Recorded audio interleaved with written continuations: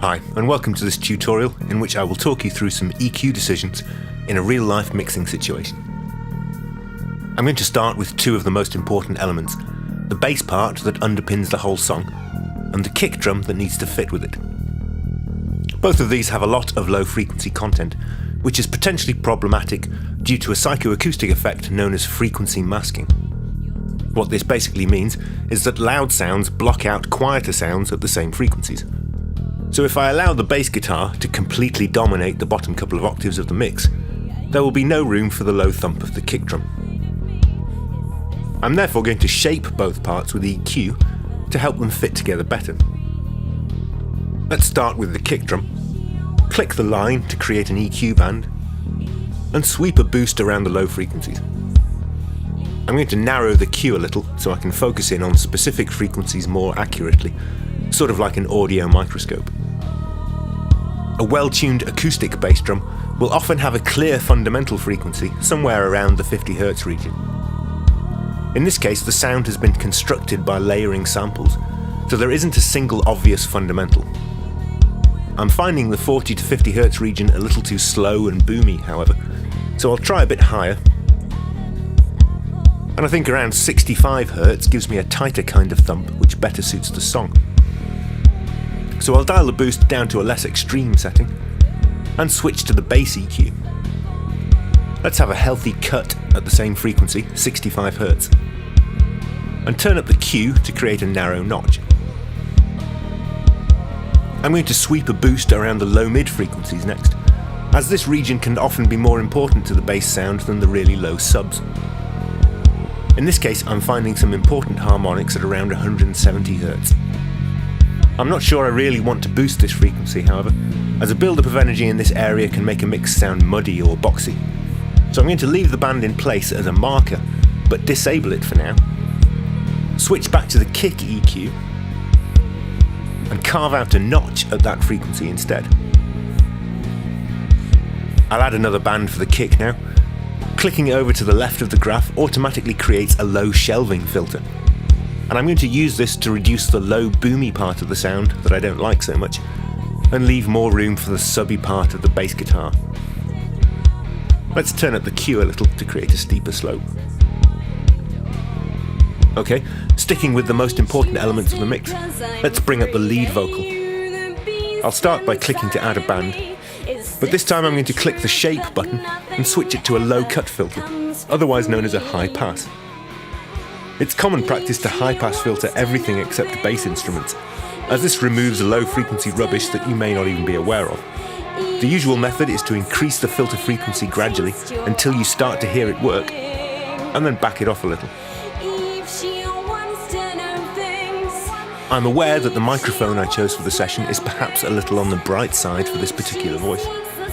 The most obvious way to warm up a sound is with a boost to the low-mid frequencies. But EQ cuts usually sound more transparent than boosts, especially on an exposed lead vocal part like this. So I'm going to turn on the analyzer to help me identify which frequencies to remove.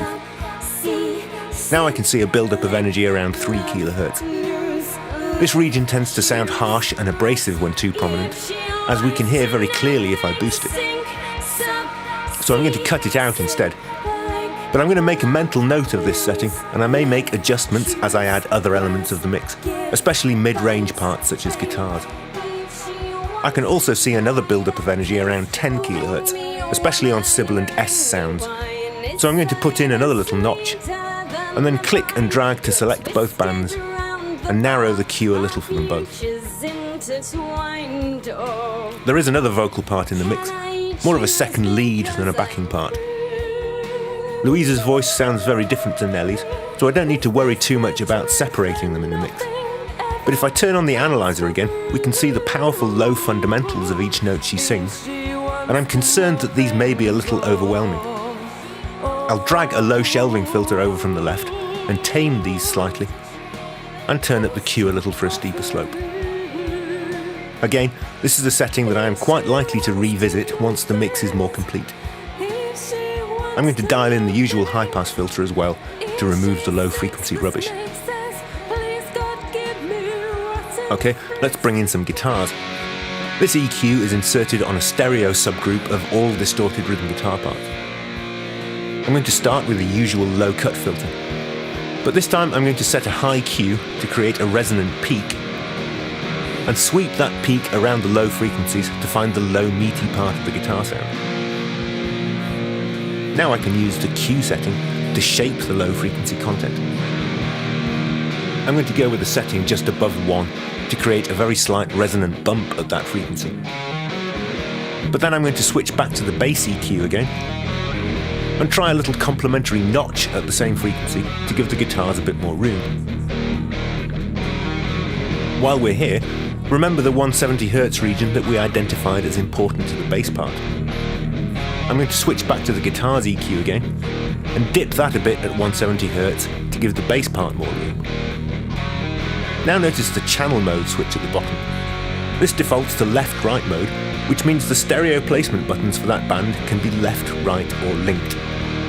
If I switch this band to left, I am now cutting 170 from only the left channel. Now notice what happens if I switch the channel mode to mid-side. The stereo placement buttons are now labelled M and S instead of L and R, and my 170 Hz cut is now being applied only to the middle of the stereo image where the bass guitar is panned.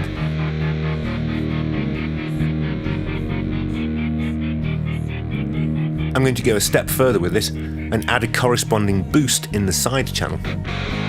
I'll be quite extreme to start with so we can clearly hear the effect it has. Essentially, I am dramatically widening the stereo image at just that frequency. Let's dial it back to a more sensible level. Now I haven't really changed the overall level of that frequency. I've merely shifted the energy away from the middle of the stereo image and out towards the sides. Very high frequencies are usually unnecessary or undesirable for guitar sounds, so I'm going to add another band. Make sure it's stereo linked to affect both channels, and this time choose a high cut filter, otherwise known as a low pass.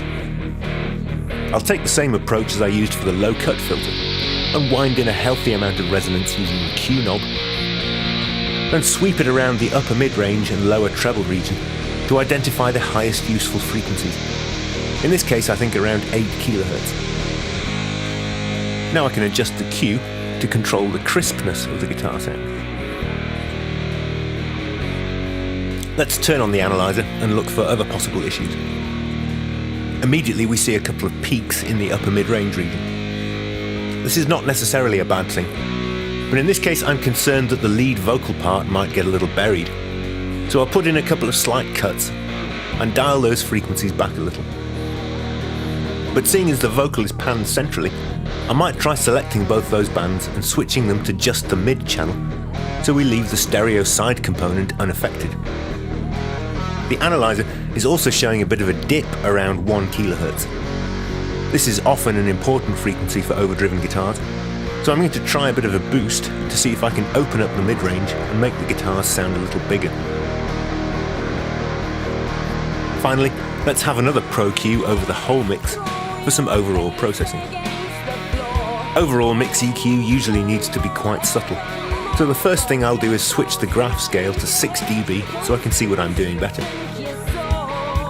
I'll also switch the processing mode from the default 0 latency setting and choose the medium linear phase mode instead.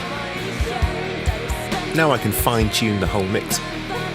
A slight cut at around 3 kHz, for example, is equivalent to cutting that frequency from every individual track, and will give the mix a smoother, softer sound. Of course, it may be better to leave these overall mix EQ decisions to a separate mastering stage, as you may change your mind when you hear the mix in context with the rest of the album. That's all I have time for in this video. Thanks for watching.